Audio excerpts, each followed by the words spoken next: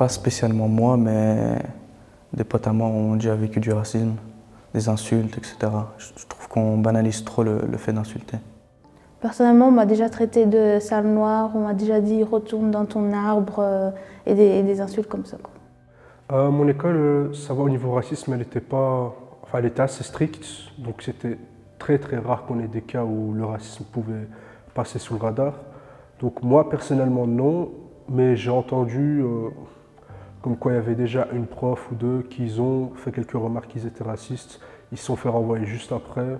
J'en ai jamais subi, mais il y a déjà des amis à moi qui en ont subi, la plupart de couleur noire. J'avais une éducatrice.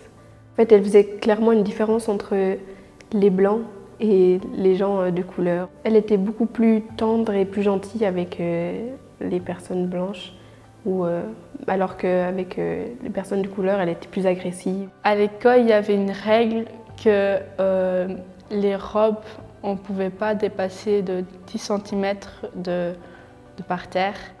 Et il y avait une fille qui avait une robe, c'était une Marocaine,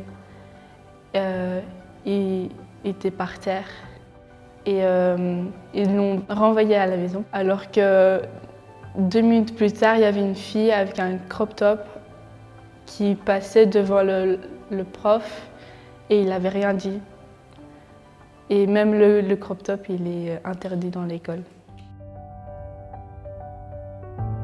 Par exemple, enlever 2 heures de cours et faire une sensibilisation sur le racisme et la discrimination.